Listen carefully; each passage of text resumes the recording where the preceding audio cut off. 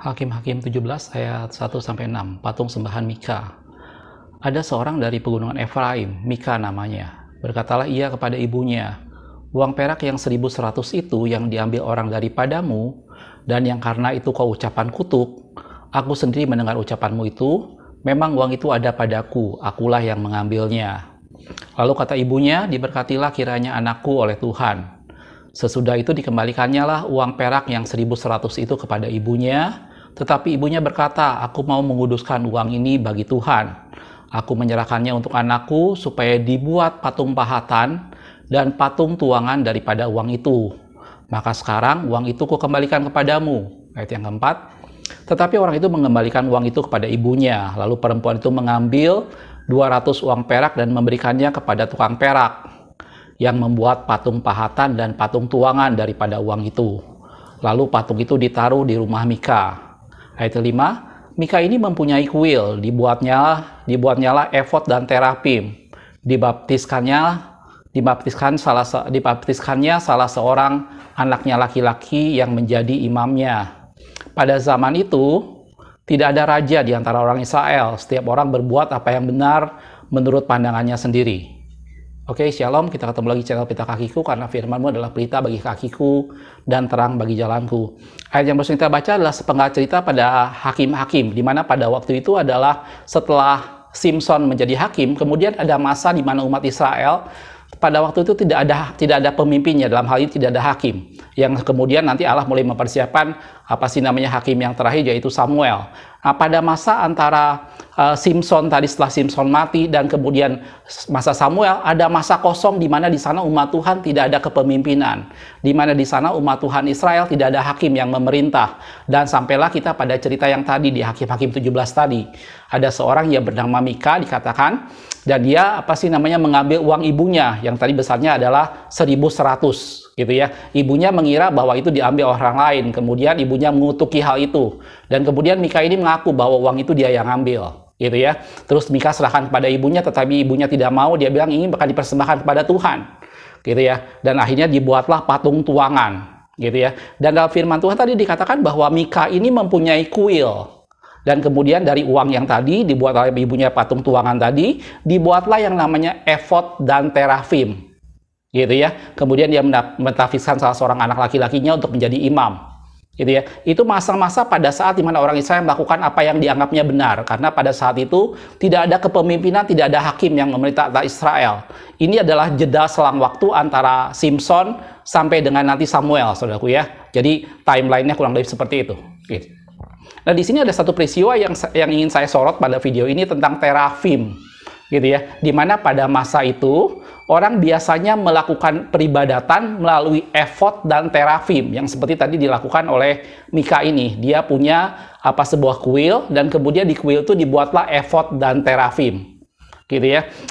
Sebelum saya membahas mengenai terafim, kita ingin lihat dulu bahwa pada waktu itu memang sebelum masa Musa membuat kemah suci dan kemudian dibuat peraturan mengenai keimaman, pada waktu itu orang memang beribadah menggunakan satu media yang adalah terafim gitu ya. Tetapi setelah kemudian dibuat baju efod, kemudian dibuat peraturan peribadatan, dibuat imamat orang Lewi dan segala macam, maka kemudian efod ini pun kemudian dijadikan media untuk orang melakukan peribadatan dan dia menyembah Tuhan gitu ya. Jadi pada zaman itu ada dua yang orang lakukan sebagai media untuk mereka beribadah kepada, yang satu adalah kepada yang bukan Allah, yaitu melalui terafim, dan yang satu adalah melalui kepada yang adalah Allah, yaitu melalui baju efod gitu ya, melalui efod. Saya kan lebih banyak bicara mengenai yang terafim ini gitu ya.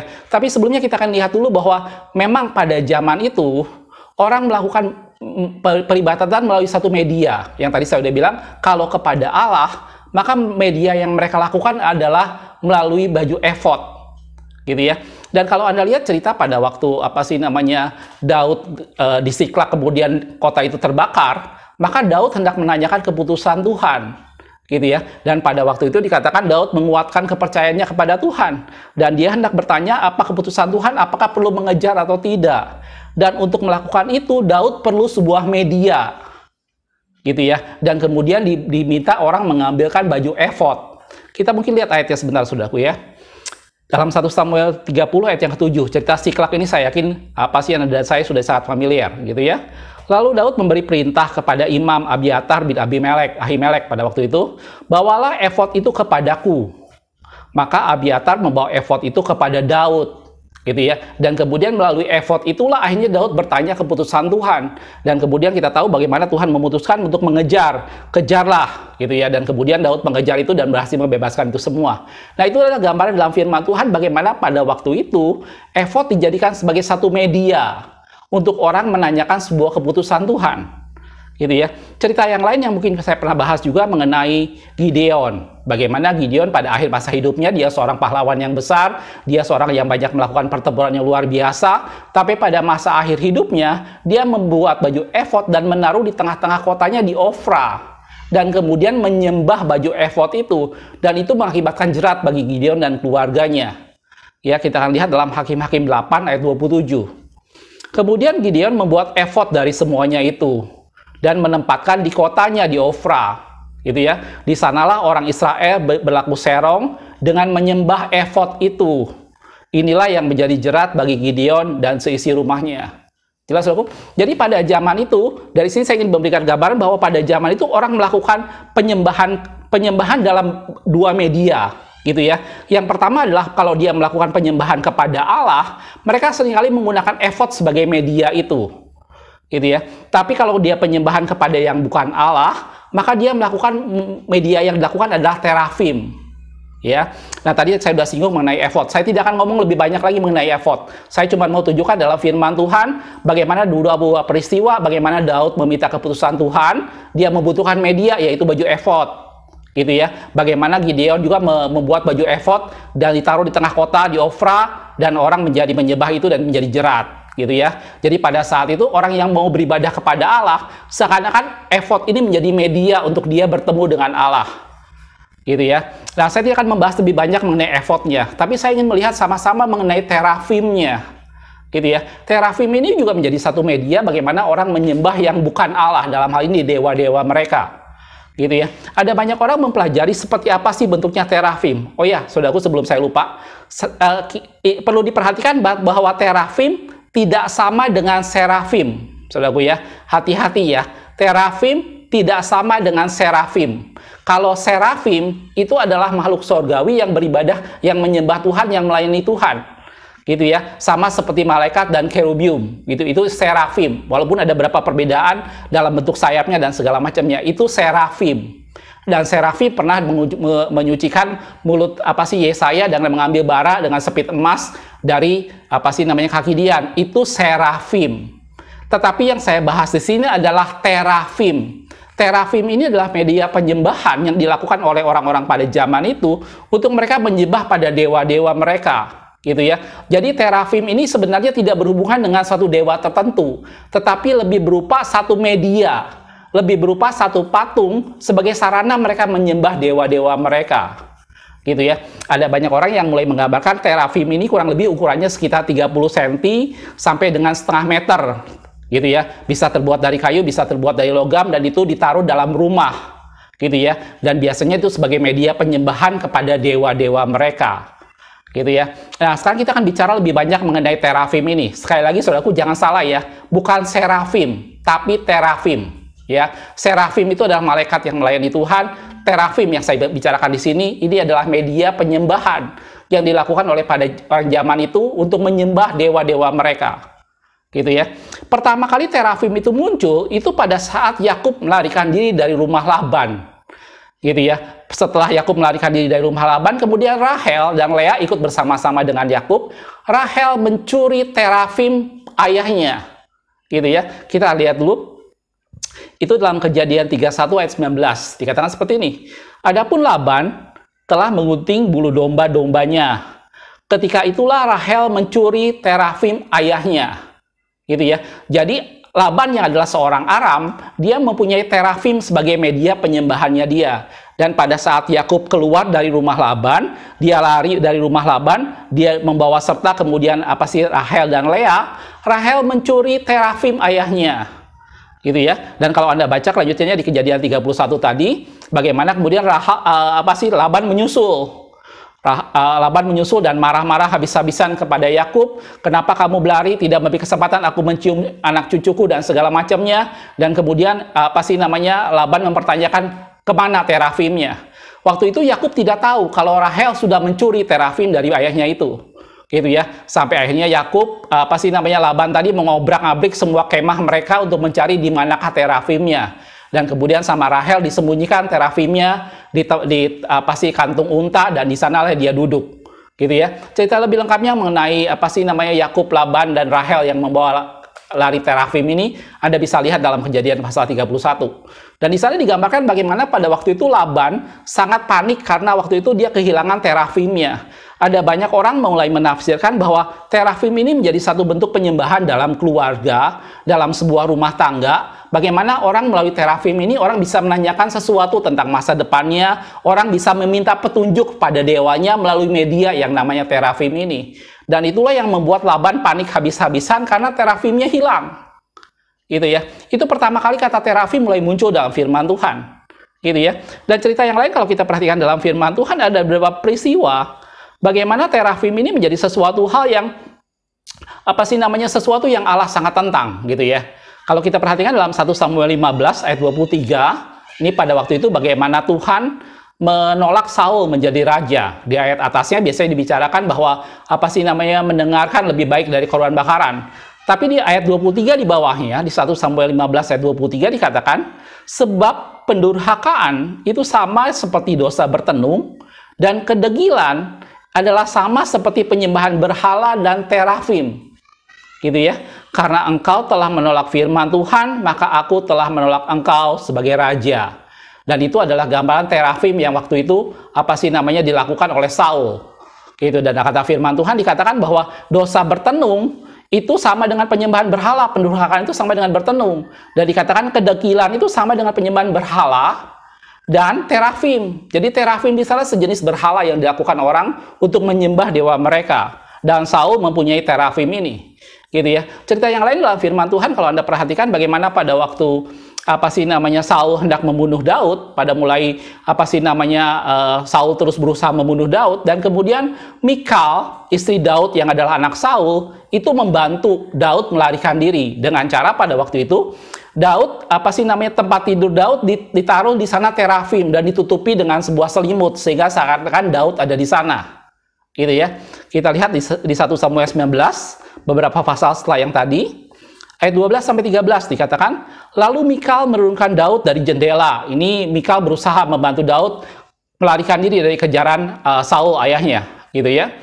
Ia pergi melarikan diri dan luputlah ia. Kemudian Daud selamat pergi dari sana. Sesudah itu Mikal mengambil terafim dan menaruhnya di tempat tidur, gitu ya. Ditaruhnya sehelai tenunan bulu kambing di bagian kepala dan ditutupinya dengan selimut. Jadi seakan-akan seperti kayak bentuknya seperti ada orang yang sedang tidur, gitu ya. Karena itulah orang menggambarkan bahwa terafim ini bentuknya sekitar 30 sampai 50 cm. Sehingga kalau dia ditaruh di atas kasur dan ditutupi selimut, itu seakan-akan seperti ada orang di sana dan di atasnya dibuat tadi dikatakan dengan bulu kambing di bagian kepalanya untuk memberi kesan rambut. Gitu ya. Dan itulah kata firman Tuhan tentang terafim. Jadi terafim ini adalah media penyembahan yang dilakukan oleh orang zaman itu kepada dewa mereka. Kalau kepada Allah, mereka melakukannya melalui efod, dan Allah juga tidak suka hal itu sebenarnya. Gitu ya. Tetapi kepada yang bukan Allah, mereka melakukannya melalui terafim. Terafim itu sudah sejak dari zaman Laban mereka sudah ada melakukan itu. Gitu ya. Saul pun dia mempunyai terafim. Gitu ya. Dan di sana dikatakan bahwa pada waktu dia melarikan diri, Mikal membantu itu dengan menaruh terafim di kasur dan ditutupi dengan selimut sehingga Daud bisa melarikan diri. Gitu ya. Dan tadi kata firman Tuhan bahwa kedegilan itu seperti dosa bertenung dan seperti penyembahan terhadap terafim, dan itu menjadi sesuatu yang Allah tidak suka. Gitu ya. Dalam Yehezkiel 21 ayat 21, saudaraku, dikatakan seperti ini. Sebab Raja Babel berdiri di persimpangan jalan. Pada waktu itu Yehezkiel mendapat pesan Tuhan tentang hukuman atas Babel. Gitu ya. Di persimpangan jalan, pada awal kedua jalan itu untuk melakukan tenungan. Gitu ya. Ia mengocok panah, meminta petunjuk dari terafim dan menilik hati binatang. Jelas saudaraku? Jadi terafim ini adalah media orang pada zaman itu untuk beribadah kepada dewa mereka, meminta petunjuk tentang masa depan, meminta petunjuk tentang sesuatu hal kepada dewa mereka. Dan itu melalui media yang namanya terafim. Dan itu biasanya ditaruh dalam satu keluarga. Gitu ya. Ayat yang lain dalam Sakaria 10 ayat yang kedua dikatakan, sebab apa yang dikatakan oleh terafim adalah jahat, kata firman Tuhan. Dan yang dilihat oleh juru-juru tenung adalah dusta. Gitu ya. Dan mimpi-mimpi yang disebutkan mereka adalah hampa, sebab hiburan yang diberikan kepada mereka adalah kesia-siaan. Oleh sebab itu, bangsa ini berkeliaran seperti kawanan domba dan menderita sengsara sebab tidak ada gembala. Gitu ya. Itu persis pada yang di Hakim-Hakim 17 tadi, bagaimana mereka melakukan apa yang mereka anggap benar. Kalau Anda lanjutkan cerita Hakim-Hakim tadi, kemudian ada seorang Lewi yang datang ke sana. Dan kemudian hamba Mika tadi diangkatlah Lewi ini menjadi imam untuk mengelola terafim dan efod yang ada di kuilnya. Gitu ya. Jadi mereka melakukan dengan apa yang mereka anggap benar. Gitu ya. Dan kata firman Tuhan bahwa ini sama dengan dosa pertenungan. Jelas aku? Ini selewat dengan gambaran dalam firman Tuhan tentang apa itu terafim. Gitu ya. Terafim adalah media penyembahan yang dilakukan oleh orang pada zaman itu untuk mereka beribadah kepada dewa-dewa mereka. Ini tidak mengacu pada dewa tertentu, tetapi ini adalah suatu media yang mereka lakukan untuk itu. Gitu ya. Untuk mereka beribadah kepada Allah, medianya mereka seringkali menggunakan efod. Dan tadi saya sudah kasih contoh pada saat kapan peristiwa dalam firman Tuhan. Gitu ya. Nah, terafim ini menjadi sesuatu di mana Allah tidak suka, di mana Allah benci, dan itu menjadi satu dosa pertenungan. Dan tadi kata firman Tuhan bahwa nasihat yang diberikan oleh terafim itu semata-mata jahat. Gitu ya. Dan kalau kita perhatikan, ada satu peristiwa penting dalam firman Tuhan pada saat Yosia menjadi raja atas Yehuda. Ya, Yosia ini raja yang melakukan hal yang benar di mata Tuhan dan dia memerintah sejak usia 8 tahun. Gitu ya. Kalau kita perhatikan dalam 2 Raja-Raja 23 ayat 24 sampai 25. Ini ayatnya bagus saya. 23, 24, 25. 2 Raja-Raja 23 ayat 24 sampai 25. Gitu ya. Para pemanggil arwah dan para pemanggil roh peramal juga terafim, berhala-berhala dan segala dewa kejijikan yang terlihat di tanah Yehuda dan di Yerusalem dihapuskan oleh Yosia. Dan ini hasil tindakan yang luar biasa yang dilakukan oleh Yosia. Gitu ya, dengan maksud menepati perkataan Taurat yang tertulis dalam kitab yang telah didapati oleh Imam Hilkiah di rumah Tuhan. Lanjutannya, sebelum Yosia, tidak ada raja seperti dia yang berbalik kepada Tuhan dengan segenap hatinya dan dengan segenap jiwanya dan dengan segenap kekuatannya, sesuai dengan segala hukum Taurat Musa. Dan sesudah Yosia, tidak ada bangkit lagi yang seperti dia. Itu adalah Yosia. Dan dia menghancurkan, dia membereskan semua bukit-bukit penyembahan, bukit-bukit pengorbanan dihancurkan, dan semua dewa kejijikan, pemanggil arwah termasuk terafim semua dihancurkan pada zaman Yosia. Dan kata firman Tuhan, tidak ada raja yang seperti dia yang beribadah pada Tuhan dengan sepenuh hatinya. Jelas aku? Jadi itu adalah gambaran selewat dalam firman Tuhan tentang terafim. Dan ini menjadi media di mana orang berkomunikasi dengan dewa-dewanya. Jelas saudaraku? Nah, saya ingin memberikan gambaran selewat tentang firman Tuhan dalam hal ini adalah tentang media yang orang gunakan pada zaman itu. Pada zaman itu orang menggunakan media kalau dia beribadah kepada Allah, seringkali mereka menggunakan baju efod. Gitu ya. Pada saat mereka tidak berada dalam kondisi yang jauh dari kemah suci, mereka berada dalam tempat yang lain, mereka seringkali menggunakan baju efod sebagai media untuk berkomunikasi dengan Allah. Gitu ya. Dan pada saat mereka untuk berkomunikasi dengan dewa mereka menggunakan terafim sebagai medianya, dan itu semua Allah tidak suka, dan itu semua Allah tidak mau itu lakukan, karena itu semua menjadi bentuk sama dengan dosa pertenungan, kata firman Tuhan. Terlebih-lebih terafim yang menjadi satu gambaran bahwa semua nasihatnya adalah jahat, dan itu sama dengan dosa pertenungan, kata firman Tuhan. Jelas aku? Dan di sana digambarkan bagaimana Yosia membereskan itu semua, dan itu adalah terafim, kata firman Tuhan. Jelas saudaraku? Dan ini menjadi satu gambaran buat kita bahwa orang berusaha untuk mencari media untuk menghubungkan dirinya dengan sesuatu hal yang lebih tinggi dari dirinya.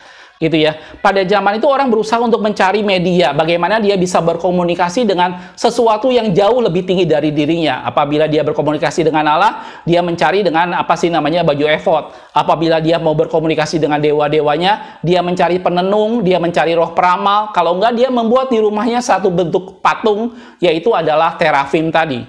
gitu ya. Dan kalau kalian perhatikan setelah itu zaman berlalu, kemudian mereka kebuang ke Babilonia, kita lihat di sana bahwa hal itu mulai agak tidak muncul lagi seperti itu. Gitu. Bahkan setelah mereka kembali, kemudian umat Tuhan mulai membangun kemah suci di bawah pimpinan Zerubabel. Gitu ya. Tetapi menjadi media ini menjadi sesuatu yang masih tetap ada pada waktu itu. Seperti kita tahu bagaimana Daniel pada saat dia berdoa, maka dia berdoa membuka tingkap-tingkap jendelanya dan menghadap ke arah Yerusalem. Gitu ya. Seakan-akan itulah menjadi media kalau dia hendak berdoa. Gitu ya. Kita akan lihat di dalam Daniel 6 ayat yang ke-10 dikatakan seperti itu. Demi didengar Daniel bahwa surat perintah itu telah dibuat, pergilah ia ke rumahnya. Di dalam kamar atasnya ada tingkap-tingkap yang terbuka ke arah Yerusalem. 3 kali sehari dia berlutut berdoa serta memuji Allahnya seperti yang biasa dilakukannya. Dan itu menjadi satu media bagaimana pada saat itu orang berdoa dan dia mengarahkan jendela kamarnya menghadap pada Yerusalem. Tetapi itu semua berlaku pada perjanjian yang lama, saudaraku. Di perjanjian baru itu semua digenapi semua dalam pribadi Yesus. Gitu ya. Kita tidak lagi memerlukan media apapun untuk berkomunikasi dengan Tuhan. Gitu ya. Dalam firman Tuhan dikatakan kamu tidak akan menyembah Tuhan lagi di gunung atau di bait suci. Gitu ya. Kamu menyembah apa yang tidak kamu kenal, tetapi kami menyembah apa yang kami kenal. Dan akan datang masanya bahwa orang akan menyembah Tuhan dalam roh dan kebenaran. Sebab Allah itu roh. Dan barang siapa menyembah dia, haruslah menyembah di dalam roh. Kita lihat ayatnya, saudara. Yohanes 4 ayat 21 sampai 24. Kata Yesus kepadanya, percayalah kepadaku hai perempuan, saatnya akan tiba bahwa kamu akan menyembah Bapa bukan di gunung ini dan bukan juga di Yerusalem. Kamu menyembah apa yang tidak kamu kenal, kami menyembah apa yang kami kenal. Sebab keselamatan datang dari bangsa Yahudi, tetapi saatnya akan datang dan sudah tiba sekarang, bahwa penyembah-penyembah benar akan menyembah Bapa dalam roh dan kebenaran, sebab Bapa menghendaki penyembah-penyembah demikian. Lanjutannya, Allah itu roh. Barang siapa menyembah dia, haruslah menyembah dia dalam roh dan kebenaran. Jelas, saudaraku, itu kata firman Tuhan. Jadi, saudaraku, manusia secara lahiriah selalu ingin memvisualisasikan. Manusia secara lahiriah selalu ingin membuat jadi sesuatu yang nampak sebagai media bagaimana dia menghubungkan diri kepada Allah, gitu ya. Waktu itu orang membuat dengan baju efod yang tadi saya bilang. Kemudian setelah tidak ada lagi, mereka mencoba menghadap kepada Yerusalem, gitu ya. Orang pada zaman itu yang tidak beribadah kepada Allah, beribadah kepada dewa-dewanya, mereka memvisualisasikan, mereka membuatnya dalam bentuk patung-patung, dan salah satunya adalah terafim tadi, yang adalah patung yang mereka sembah dalam sebuah keluarga yang kurang lebih tingginya sekitar 30 sampai dengan 50 cm. Dan mereka menanyakan banyak hal tentang itu kepada terafim, dan Allah tidak menyukai hal itu. Gitu ya. Dan ini menjadi satu gambaran buat kita semua orang-orang dalam perjanjian baru, bahwa kita tidak mempunyai media apa-apa lagi di dalam Kristus selain daripada pribadi Allah sendiri, karena Allah itu adalah roh. Kita tidak perlu menghadap Yerusalem untuk berdoa, karena barang siapa menyembah dia harus menyembah dalam roh dan kebenaran, sebab Allah itu roh. Gitu ya. Mungkin Anda dan saya sekarang kita tidak mempunyai bentuk fisik seperti terafim, tetapi jangan sampai salah, kadang-kadang kita menyembah sesuatu yang adalah bukan Tuhan. Kita menyembah hobi kita menyembah jabatan kita menyembah organisasi yang kita ikutin, dan kita menjadikannya itu seperti terafim yang menjadi pengantara kita dengan pribadi yang lebih tinggi. Gitu ya, jelas, saudaraku ya. Dan ini semua menjadi sesuatu yang Allah tidak suka, bahwa kita tidak punya pengantara yang lain di dalam Kristus, hanya adalah pribadi Kristus sendiri. Kepada dia kita berkomunikasi dalam roh dan kebenaran. Tidak ada baju efod yang harus kita sembah, tidak ada terafim yang menjadi media untuk kita menyembah sesuatu. Gitu ya. Jaga dalam kehidupan kita jangan sampai ada terafim yang tanpa sadar kita ciptakan. Gitu ya. Kita menyembah organisasi kita menyembah jabatan kita menyembah keuangan kita dan hobi kita dan segala macamnya, dan itu menjadi terafim yang menjebak kita untuk menyembah yang bukan Allah. Gitu ya. Kebalikannya, kita tidak perlu menyembah baju efod, kita tidak perlu menghadap ke Yerusalem, karena kita semua menyembah Allah dalam roh dan kebenaran, sebab Allah itu adalah roh. Jelas, saudaraku? Dalam Ibrani 9 ayat 15 dikatakan, karena itu ia adalah pengantara dari suatu perjanjian baru. Ia di sini adalah Yesus. Supaya mereka yang telah terpanggil dan dapat menerima bagian kekal yang dijanjikan, sebab ia telah mati untuk menebus pelanggaran-pelanggaran yang telah dilakukan selama perjanjian yang pertama. Itu ya, kehidupan Anda dan saya, pengantara kita kepada Allah hanya Yesus. Firman Tuhan katakan, aku inilah jalan kebenaran dan hidup, dan tidak ada seorang pun sampai kepada Bapa tanpa melalui Yesus. Dia itu adalah pengantara perjanjian yang baru, dan kita menghampiri Allah dalam roh dan kebenaran. Kita tidak perlu berpakaian tertentu, kita tidak perlu menghadap arah tertentu, kita tidak perlu mengunjungi tempat tertentu. Kita bisa melakukannya dalam roh dan kebenaran, dan di mana saja kita datang menyembah Tuhan, dan itu menjadi media komunikasi kita dengan Tuhan. Jelas, saudaraku? Mari singkirkan segala bentuk penyembahan-penyembahan, mari singkirkan segala bentuk peribadatan-peribadatan yang membuat kita menjauh dari Tuhan. Itu ya. Mari lebih dekat kepada Tuhan, bersekutu dalam roh dan kebenaran. Dan kata firman Tuhan, Allah itu roh. Dan barang siapa menyembah Dia, harus menyembah dalam roh dan kebenaran. Dan kita tidak punya pengantara yang lain selain daripada Kristus, karena Dialah yang mati dan menebus dosa kita. Dan firman Tuhan katakan bahwa Dia adalah jalan, kebenaran, dan hidup. Dan tidak ada seorang pun yang sampai kepada Bapa tanpa melalui Yesus. Bukan dengan ritual suatu kegiatan tertentu, bukan dengan suatu pakaian tertentu, bukan dengan suatu arah tertentu yang kita lakukan. Semuanya kita lakukan dalam roh dan kebenaran. Dari sanalah kita menghampiri Tuhan. Jelas, saudaraku? Mudah-mudahan video ini memberi penjelasan dalam firman Tuhan tentang apa itu terafim, gitu ya. Supaya Anda mengerti bahwa terafim itu adalah media yang dipakai orang pada zaman itu untuk menyembah dewa-dewa mereka. Jelas, saudaraku? Tetapi Anda dan saya, kita hidup dalam perjanjian baru, maka kita menyembah Tuhan dalam roh dan kebenaran. Jadilah penyembah-penyembah benar yang menyembah Tuhan senantiasa di dalam roh dan kebenaran. Makasih sudah menonton. Kita ketemu di video berikutnya. Tuhan Yesus memberkati.